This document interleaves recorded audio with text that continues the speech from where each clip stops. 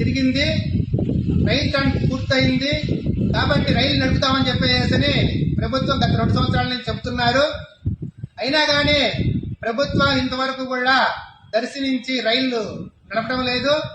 ఇక్కడ station, ticket booking counter, 2 platforms అట్లానే పూర్తయి ఉన్నాయి.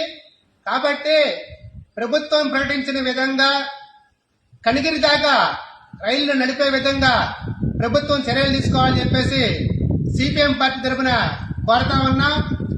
ఎంతో కాలంగా ఈ పట్టణ ప్రజల చిరకాంచ వంచ రైలు నడవాలి, రైళ్ల కోసం చెప్పేసి గత 70 సంవత్సరాల నుంచి ఈ ప్రాంత ప్రజలు ఎదురు చూస్తా ఉన్నారు.